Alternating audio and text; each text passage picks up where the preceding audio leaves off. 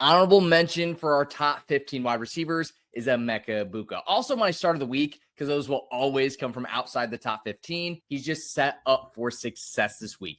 You look at the game log here, and he's facing off against the Falcons. Love the projection here. 5.7 receptions. I could see it being higher than that. 65 yards. I could see it being higher than that. And a shot at a touchdown as well. So if you drafted Emeka Buka, I think you did amazingly, especially if you drafted earlier on in the fantasy football season, because he's just become a better and better value. Officially on the list is T. Higgins. Check out this target share from last season. He was wide receiver 14th in total target share. And this is something that you're just not going to see on ESPN, Sleeper, or other apps, especially not in such an easy way to look. Look at JaMarr Chase, 27.9% target share, and then T. Higgins, 26.8%. So essentially 1% less target share than JaMarr Chase last season. In week 1, they do have a tough matchup. They are facing the Cleveland Browns, but I still believe T. Higgins can be a top-tier wide receiver 2. That means wide receivers 13 through 24 for week 1. Number 14 is one of my favorite wide receivers of the entire year. He's actually my must-draft of the year, and it is Ricky Pearsall. We look at the game log, because right now you see the 7.5 points per game. Not that great, but check out this game log. Remember, he was shot before last season started. He came back and made an impact. He had a 1 week where he was wide receiver 13. He had a week where he was wide receiver 7, and he closed out the season as wide receiver 14. Tampa Bay, 17 points per game. Detroit, 29 points per game. And Arizona, almost 19 points in those games. So very exciting Ricky Pearsall week 1, especially with Juwan Jennings unlikely to play. We know Brandon Ayuk is out as well, so he could really start off the season as the true wide receiver 1 for what has been an extremely efficient. 13 is Davante Adams. So pumped to have him on so many of my teams this year, because look at this, wide receiver 11 last season, and when he got a good quarterback, he was wide receiver 5 week 2 with the Raiders. He had multiple weeks in the top 10. Wide receiver 7, wide receiver 7, wide receiver 1, wide receiver 10 throughout the end of the season with Aaron Rodgers. So this guy is a must-start player, especially with Matt Stafford. He's going to be playing week 1. When Matt Stafford is playing, he peppers his wide receivers with targets, and Davante Adams is the red zone target for this team. They do have Kyren Williams, who scores a lot of touchdowns, but last year they didn't have a red zone wide receiver. They do now, and that's going to be Davante Adams. On to our top 12, our wide receiver 1s. I've got Ladd McConkey. When you look at the Walter Picks app here, you see last season he was wide receiver 22. But let's dive into those game logs. That's why you always want to have the advanced game logs. He didn't start off the season as well, but we look at week 13. He was wide receiver 9. Week 15, he scored 17 points. That was wide receiver 23, but that's still an amazing points per game there. Week 17 against the Patriots, he was wide receiver 6. So the way he closed out last season, simply amazing. Really, really won championships last year with that wide receiver 6 performance in the fantasy football playoffs. They did add Keenan Allen. This may force Ladd McConkey outside a little bit more, where he's slightly less efficient. Mega efficient in the slot, but he's going to be slightly less efficient running on the outside. But that could also lead to some better air yards and more points per target. So I'm excited to see Ladd McConkey, how he does against, I'm going to call it a kind of tough Chiefs defense week 1. And especially now adding Omarion Hampton, adding in Keenan Allen. But I still think Ladd McConkey is the wide receiver 1 for this team. Is going to be a great asset to your team for fantasy football this year. Number 11, I've got A.J. Brown. Now, he's not my favorite wide receiver to draft this year, because he does have such up and down weeks. We look at his performance last season, and he had some amazing weeks. Week 1, he was wide receiver 7. Week 6, week 7, wide receiver 3, wide receiver 7. But he also had some weeks wide receiver 62, wide receiver 36, wide receiver 35, wide receiver 44. With this Eagles offense, some weeks it's the Jalen Hurts running touchdowns. It's Saquon Barkley running touchdowns. Devonta Smith had some nice touchdowns last year as well. So it really comes down to, can A.J. Brown get those big yardage, get those big plays, and get those touchdowns? But I think week 1 against Dallas, this is the perfect recipe for a shootout. So I am trusting A.J. Brown week 1. I think he's a good DFS play, a good start if you do one of those Thursday night lineups, because A.J. Brown, he's going to be a top-tier option this week. Number 10, I've got my second Rams receiver of the video, Puka Nacua. Now, we know he's not a big touchdown guy. You can see right in the Walter Picks app. Again, this is why you want to have this, so you know more than your league mates. It's receiving touchdown rate, wide receiver 87. But that means he doesn't need touchdowns, because last season he was wide receiver 6 on the season. But this year he does have slightly more competition.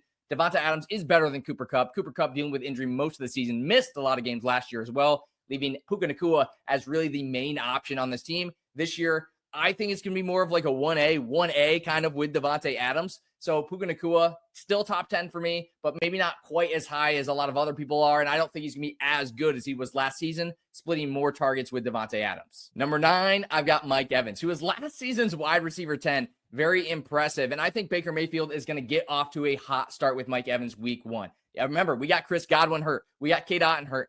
It's going to be the Ibuka and it's going to be the Evans show. And remember, Baker took to the last pass of the season last year to get Mike Evans to 1,000 yards. I think Baker knows that. I think he's going to start him off hot this season, get him going. Maybe we even see an over 100-yard game. I would not be surprised week 1, especially in what's going to be a shootout against the Falcons. This is one of the highest scoring games of the year. We got 2 competent quarterbacks, 2 competent offenses.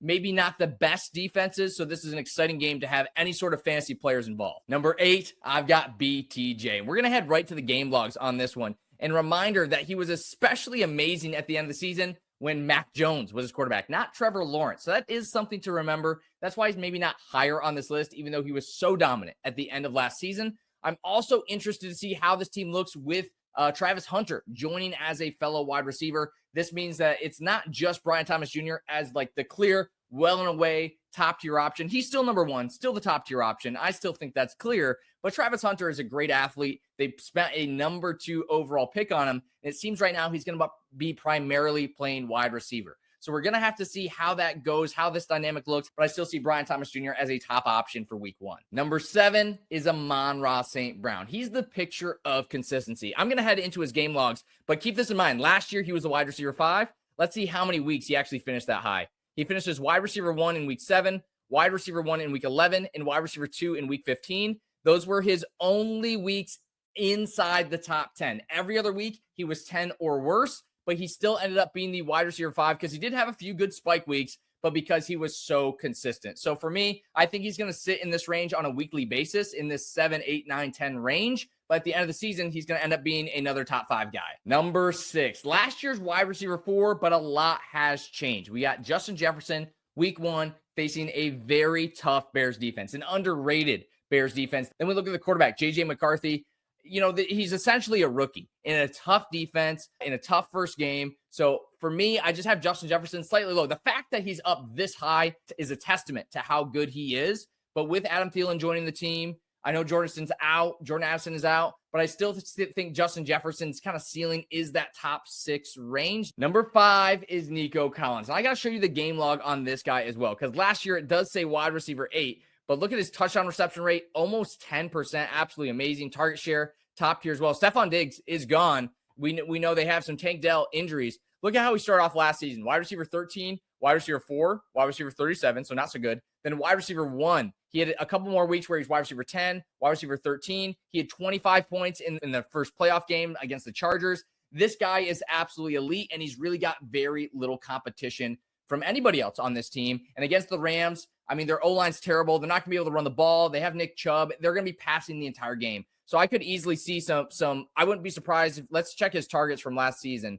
We're using the Walter Picks app here. Just take a look at his targets. You know, he had 15 targets in week 4 last year. He had 11 targets in week 13. I think we're easily going to see double-digit targets in this week 1 matchup. He's the really only reliable option on this offense. So expect a lot of volume, and I think he's going to reward you heavily if you drafted him in fantasy football this year. Number 4 is one of my favorite players of the year, CeeDee Lamb. He's facing a tough defense week 1 against the Eagles. But you look at this Dallas run game, Javonte Williams, Jaden Blue, it's just not going to be the strongest. It just simply isn't, which means there's going to be so much passing. They're going to be finding ways to get CeeDee Lamb the ball. I think George Pickens, he's going to be great as well, but CeeDee Lamb could be unlocked this season because in the past, really, they just had to focus on stopping CeeDee Lamb. It stopped CeeDee Lamb. We got to just keep the other guys in front of us. We're going to be fine. You can't do that with George Pickens. So George Pickens joining this offense, going to open up CeeDee Lamb, I think, quite a bit. I also like Jake Ferguson. There's just a lot of options in this offense, and I think in a good way, because Dallas is going to throw maybe the most passes per game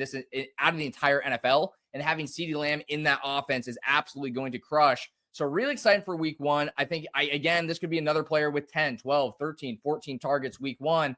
And maybe a touchdown. He's been a top-tier touchdown option for the Cowboys. You can see his touchdown receiving rate, not the best, but he did play a lot of last season without Dak Prescott, which led to him being wide receiver 9. So I'm really excited for CeeDee Lamb week 1. Obviously a start, but I think he'd be even better than people expect after the addition of George Pickens, distracting the defense. Number 3. Put some respect on Malik Nabers' name. If you drafted him in fantasy football, I know you've been waiting for this. You are pumped to see him in the top 3 this week. The big thing to consider, the Commanders, they're probably going to score a lot of points. They got Jaden Daniels, Terry McLaurin, Deebo Samuel. They got Bill Krosky-Merritt, who I think may be a risky start week 1. But overall, this offense is going to crush, leading Malik Nabers, who led the NFL in target share last year. We see it right in the Walter Picks app.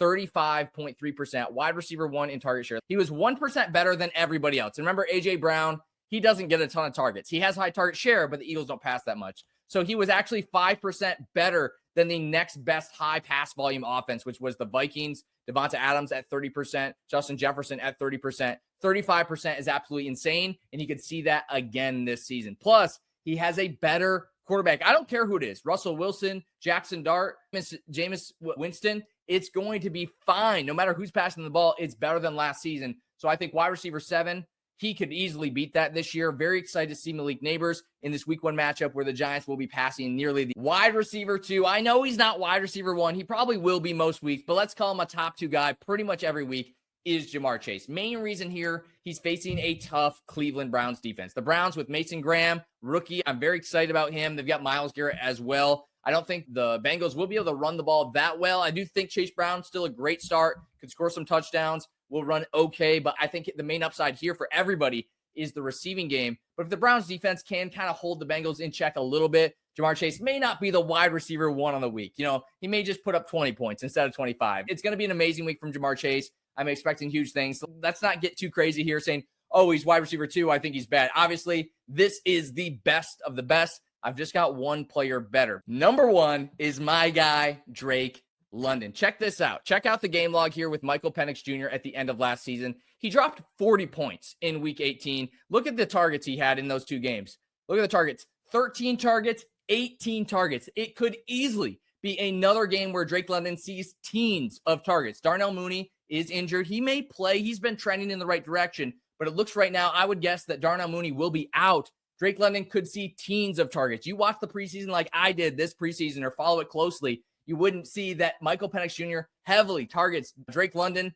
He's going to be an amazing option this year, and I've got him as my wide receiver 1 for week 1. That's all we have for you today. Hit that subscribe button. We're making videos like this every single week.